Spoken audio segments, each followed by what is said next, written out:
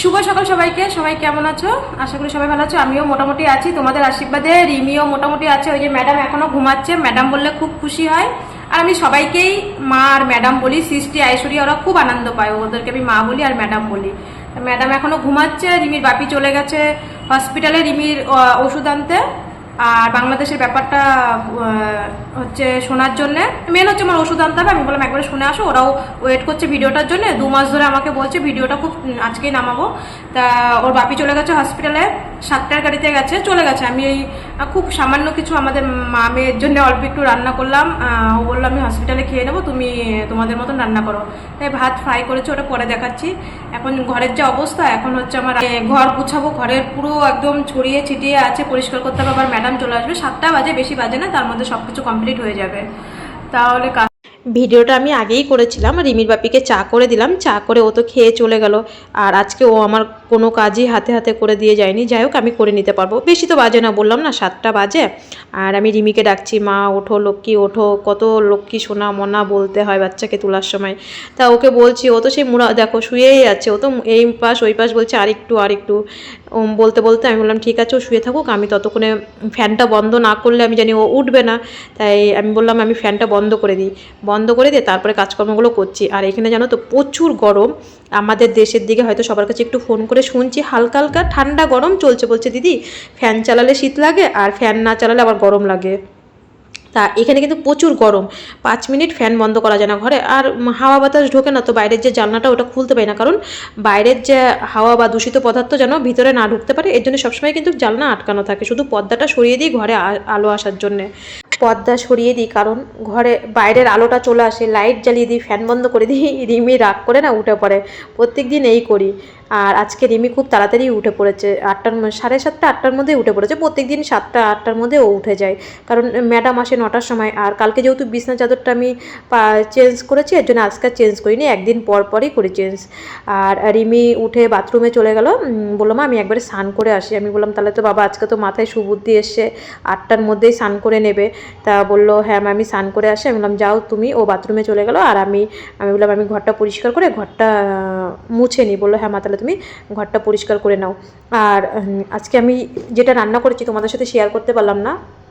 ভাত ফ্রাই করেছিলাম ডিম দিয়ে, টমেটো দিয়ে, পেঁয়াজ দিয়ে। মানে এখানে এসেছি তো 1 মাস 10-11 দিন হয়ে গেছে, তার মধ্যে 1 দিন না 2 দিন করেছিলাম, বেশি একটা করি না। যদি গ্যাস ট্যাস হয় কোনো কিছুই বেশি করি না। তা আজকে হঠাৎ করে আবার করলাম। আর রিমি এই যে একবারে ব্রাশ করে মানে একদম পয় পরিষ্কার হয়ে স্নান করে এসেও ঠাকুর প্রণাম করছে।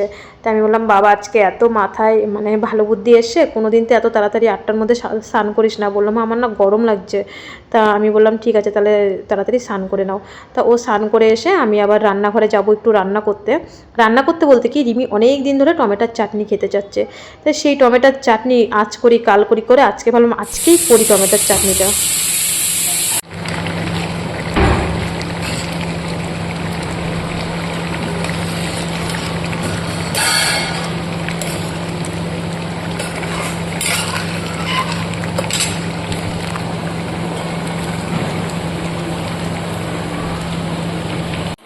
বন্ধুরা এখন আবার রান্না বসাবো। দুপুর এখন 2টো বাজতে গেছে। রিমির বাপি ফোন করে বললো আমি হসপিটালে খাইনি, আমি খাবো না, তুমি হচ্ছে রান্না বসাও। এখন আলু সিদ্ধ ডিম সিদ্ধ ভাত বসাবো, রাত্রিবেলা তরকারি করবো। আমি জানি আসবে না, চাটনি করেছি। রিমি বলছে আমি চাটনি দিয়ে ভাত খাবো, টমেটোর চাটনি দিয়ে। অনেকদিন ধরে বলছিল, তো আজকে করলাম। আর আমিও ভাবলাম যে আমি কেবল চা খেলাম, আর ভাত খেলে খাবো, না খেলে না খাবো, তা আমার তো কোনো ব্যাপার নেই। তা এখন বলছে যে চলে আসছে আর আসুক। তারপরে পল্লবের মায়ের সাথে ফোনে অনেক টাইম কথা বলেছি, কি বলেছি না বলেছি। রিমির বাপি আসুক, তারপরে আমি অন ক্যামেরায় তোমাদেরকে বলছি। আগে ভাতটা বসিয়ে আসি, পুরনো সিএমসিতে চলে এসছে, 10 মিনিটের মধ্যেই চলে আসবে। আর এইদিকে রিমির বাপি আসবে বলে আমরা তো জানি আসবে না, কি করা যাবে। আবার ভাত বসালাম আর ডিম সিদ্ধ আর একটু ভাবলাম ডাল সিদ্ধ করি, কারণ ঘরে আলু বাড়ন্ত ছিল। আমি বলে দিয়েছিলাম ফোনে যে আলু নিয়ে আসবে। আর দেখো ডালটা যে বসিয়েছি, প্রথমে যে একটু মানে পেঁয়াজ দিয়ে কালো জিরে দিয়ে সম্বাদ দিয়ে একবারে বসিয়েছিলাম, সিদ্ধ হয়ে গেছিলো, পরে দেখতে সুন্দর হয়ে গেছিলো। আর আমি রান্না করতে করতে রিমির বাপি চলে এসছে। আর মেয়ের জন্য কী কী নিয়ে এসছে, মেয়ে যে ফোনে এত কথা বলে দিয়েছে বাপিকে যে বাপি কলা লেবু আনবে, আমি জানতাম না। ও যে ওর বাপির কাছে ফোন করেছে, আমি রান্না করছিলাম। তা এই যে রিমির এই ওষুধটা তোমাদেরকে সবসময় দেখায়, এই ওষুধটাই একদম ওখান থেকে জায়গায় বসে করে আনতে হয়। এটা ফ্রিজে রাখতে হয় কিন্তু এই ওষুধটা। 1 মিনিটও ঘরে রাখা যায় না, মানে রান্নাঘরে ওকে খাইয়ে দিই বা এখানে খাইয়ে সঙ্গে সঙ্গে আবার থুয়ে আসি। আর এটাকে আশফল বলে। যখন রিমিকে না মানিকতলায় ব্লাড ব্যাংকে যখন ওকে মানিকতলায় যখন ব্লাড দিতাম ছোটোবেলায়, তখন একবার এই ফলটা খেয়েছিলাম। আর এই ফলটা আজকে আবার অনেক বছর পরে আনলাম। বন্ধুরা, আমি তো তোমাদেরকে বলেছিলাম বাংলাদেশ তারা সাহায্য পাবে কি না পাবে। তা 2 মাস ধরে, রিমির তো বিএমটি হয়ে গেছে 2 মাস ধরে, যবে থেকে আমার ভিডিও বাংলাদেশের লোক, ইন্ডিয়ার লোক সবাই দেখছে। সবাই ইন্ডিয়ার লোক তো সাহায্য পাবেই, আমি যা সেম পেয়েছি তারাও সেমই পাবে। আর বাংলাদেশের লোক পাবে কি না পাবে সেই বিএমটি রুম থেকে আমাকে কমেন্ট বা যারা ফোন করে, মেসেজ করে ইনস্টাগ্রামে, ফেসবুকে, হোয়াটসঅ্যাপে, যে দিদিভাই আমরা সাহায্য পাবো কি না পাবো। দেখো, আমি কিন্তু জানি যে তারা সাহায্য পাবে কি না পাবে, কারণ আমি আগের সপ্তাহে আমি ভিডিও ছেড়েছি আমাদের পেলে রুমে, ওনার বাচ্চার ক্যান্সার বাংলাদেশে, ওনার সাথে আমার 1 থেকে 1.5 ঘন্টা কথা হয়েছে।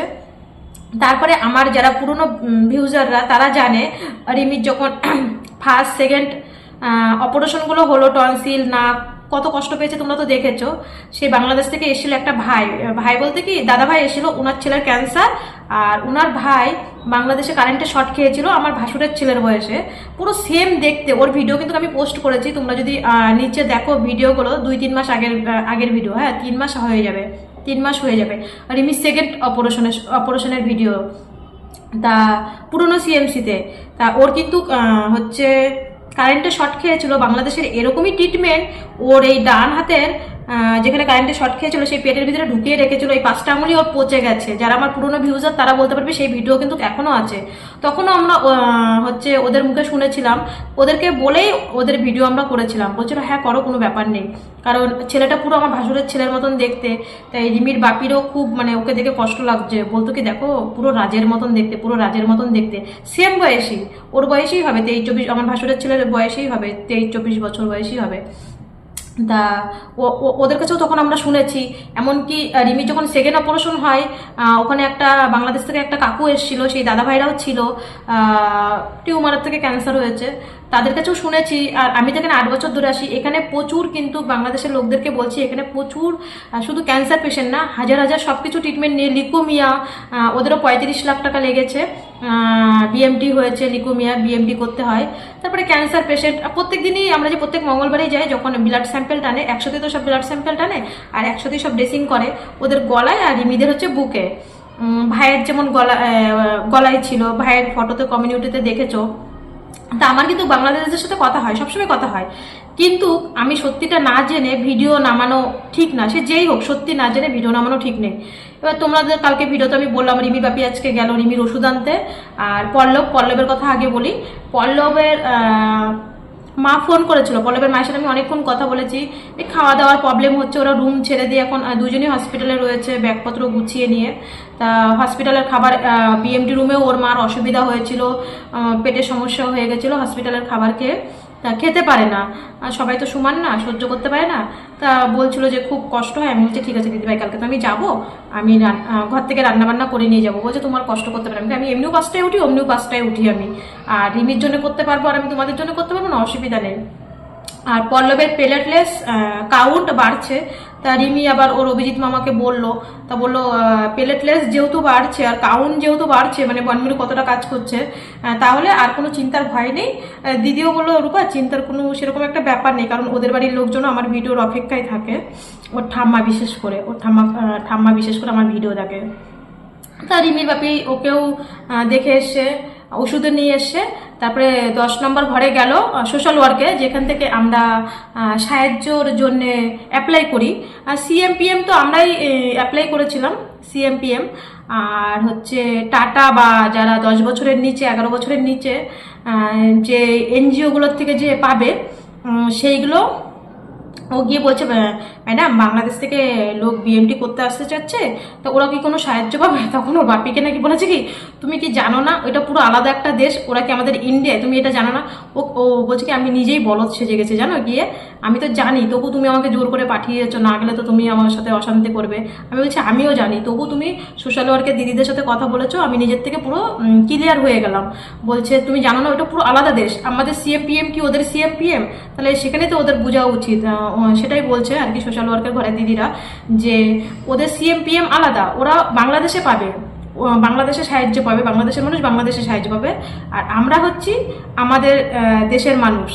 যদিও ফোনটা সাইলেন্ট ছিল, তা বললো যে আমাদের দেশের মানুষ ইন্ডিয়ার মানুষ সাহায্য পাবে, বাংলাদেশের মানুষ কোনো রকম কোনো সাহায্য সুযোগ সুবিধা কিচ্ছু পাবে না। যেমন মনে করো টাটা ফান্ড, তারপরে যে থ্যালাসেমিয়া ডিপার্টমেন্ট, তারপরে যে চেন্নাইতে যেই ফান্ড আছে, ব্যাঙ্গালোরে যেই ফান্ডটা আছে থ্যালাসেমিয়া বাচ্চাদের জন্য 10 থেকে 11 বছরের মধ্যে যেটা আছে, ওরা সেটা পাবে না সাহায্য, মানে কোনো রকম কোনো কিছুই সাহায্য পাবে না, এমনকি সেঞ্জুর পাবে না, তারপরে কোনো রেশন টেশন কিছুই পাবে না বিএমটির পরে, বলে ওরা কোনো রকম পাবে না, ওদের ট্রিটমেন্ট পুরো নিজেদের টাকায় করতে হবে। আর কেমন সুযোগ সুবিধা পাওয়া যায় সেটাও তোমাদেরকে বলে দিচ্ছি। যেমন ধরো এটা আমরা সবাই পাই, কিয়া কাকিমাও আমাকে ফোনে বলেছে যে বিজু ডাক্তার ওনাকে অনেক টেস্ট ফ্রিতে করিয়েছে, আমরাও সেটা পাই। অভিজিৎ ভাইও অনেক টেস্ট ফ্রিতে পেয়েছে, যেমন মনে করো ব্লাড টেস্ট, একটা টেস্টের দাম 5,000 টাকা 7,000 টাকা আমাদের কাছে। আমিও যেমন একটা 19,000 টাকা টেস্ট ফ্রি পেয়েছিলাম, মানে বিএমটির আগে ফ্রি পেয়েছিলাম। তা ওরকম টেস্ট ফ্রি পাওয়া যায়। তা যদি সেটা তোমার ডাক্তার ইচ্ছা করলে ডাক্তাররা অনেক কিছু করতে পারে। ডাক্তার যদি ভাবে যে এই টেস্টটা সত্যি এর অনেক টাকা খরচা হয়ে গেছে, যেমন ক্যান্সার পেশেন্টরা যেটা পায় আমাদের চোখের সামনেই তো আমরা দেখছি, তারা যদি ইচ্ছা করে যে একটা ব্লাড ফ্রি পাওয়া যাবে, ব্লাডও ফ্রি পাওয়া গেছিলো, কারণ রিমির যে ফার্স্ট সেকেন্ড অপারেশন হলো তোমরা দেখেছো, অনেক ব্লাড লেগেছিলো আমার বাড়ির থেকে প্রচুর পরিমাণে। যারা আমার পুরোনো ভিউজ যারা দেখেছো, চারিদিকের ছেলেরা বোম্বে থেকে এসে সব আমার রিমিকে ব্লাড দিয়ে গেছিলো। তারপরে তো সেই ব্লাডও আমি কুল দিতে পারিনি, কিছু ব্লাড আমি কিনেছিলাম, লোক ধরেও কিনেছিলাম, তাতেও আমার হয়নি। পরে রিমির যে অপারেশন করলো কি জানি নাম, আর আরতি ম্যাডাম, তাই তো আরতি ম্যাডাম আমাদের কিছু ব্লাড ফ্রি দিয়েছিল। যদি ইচ্ছা করে ম্যাডামরা করতে পারে। আমাকে 2টো ব্লাড, পরে যে প্লেটলেস যে ব্লাড আমি 2টো কিনেছিলাম, ম্যাডাম একটা আমাকে ফ্রি দিয়েছে, এমনকি লাল ব্লাডও আমাকে ফ্রি দিয়েছে। যেটা দিয়েছে সেটা মিথ্যা কথা বলবো না, কারণ উপরে একজন আছে। তাই তোমাদেরকে বাংলাদেশদেরকে সবাইকেই বলছি, তোমরা কোনো রকম কোনো সুযোগ সুবিধা পাবে না, শুধু ইন্ডিয়ার লোকরাই পাবে। এটা তো একদম বাস্তব কথাই, যে ও বলছে না আমি বলদ সেজে গেছি আমি গিয়ে, যে ওদের সিএমপিএম কি আমাদের সিএমপিএম কি এক, ওদের মুখ্যমন্ত্রীকে আমাদের মুখ্যমন্ত্রীকে, সেরকমই আর কি, ওরকমই তোমরা তোমাদের দেশে পাবে, আমরা আমাদের দেশে পাবো। কারণ আমরাও যদি বাংলাদেশে যাই আমরা কিন্তু কিচ্ছুই পাবো না তোমাদের দেশে। তাই তোমরাও আমাদের দেশে এসে যেই হসপিটালেই আসো তোমরাও হচ্ছে কোনো সুযোগ সুবিধা পাবে না।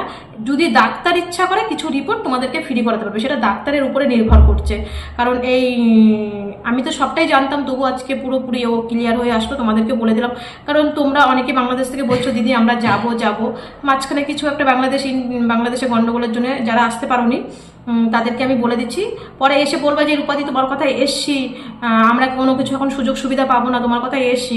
তাই তোমরা আসার আগে আমি তোমাদেরকে বলে দিচ্ছি যে তোমরা মানে এই যে আমাদের যে এনজিওগুলো, সেই এনজিও থেকে তোমরা কোনো রকম কোনো সুযোগ সুবিধা পাবে না, তোমাদের নিজের টাকায় সব কিছু করতে হবে। যে ট্রিটমেন্টের জন্যই আসো, শুধু থ্যালাসেমিয়া না, ক্যান্সার পেশেন্টদেরও তাই, থ্যালাসেমিয়াদেরও তাই, অন্য কোনো পেশেন্ট আসলেও তাই, একই নিয়ম। তোমাদের আজকে বোঝাতে পারলাম, আর এটাই আর কি তোমাদের বললাম। কালকে হসপিটালে যাব, সবাই আশীর্বাদ করো রিমির। কালকে সেকেন্ড কাইমেরিজম মানে সেকেন্ড 1 মিনিট টেস্ট কালকে রিমির আসবে। আমাদের 4 জনেরই ওপিডি আছে কালকে। সবাই আশীর্বাদ করো যাতে আমরা কালকে সবাই 4 জনই যেন সাকসেসফুল হয়ে হাসি মুখে যেন ফিরে আসতে পারি। আজ এই পর্যন্ত সবাই ভালো থেকো, সবাই সুস্থ থেকো। আর বাংলাদেশের ব্যাপারটা তোমাদেরকে ক্লিয়ার করে আমি বুঝাতে পারলাম।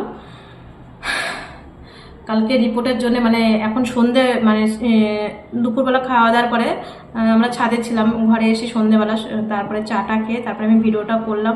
কারণ কালকে আমার খুব তাড়াতাড়ি ভোরবেলা জানোই তো 5টার সময় উঠে 8টার মধ্যে চলে যেতে হবে। আজকে ভিডিওটা করে রাখতে হবে কালকে, কারণ তোমাদেরকে বলেছি যে ভিডিওটা আমি আজকে বলবো, যার কারণে রিমির বাবাকে আমি পাঠিয়েছি যে তুমি শুনে আসো। ওরাও ওয়েট করছে, 2 মাস ধরে ওয়েট করছে, সত্যি আমার ভিডিওটা নামানো উচিত। কাকিমাও বললো, তারপরে অভিজিৎ ভাইও বললো দিদি হ্যাঁ তুমি ভিডিওটা নামাও। তা আমি এর জন্যই আজকে খুব তাড়াতাড়ি ভিডিওটা নামালাম। আজকের মতন টাটা, বাই বাই, সবাই সুস্থ থেকো, সবাই ভালো থেকো। আর কাল রিমির জন্য তোমরা সবাই প্রার্থনা করো, প্রে করো সবাই, শুধু রিমি না, সবাই আমাদের সবার জন্য, পল্লবের জন্য। আজকে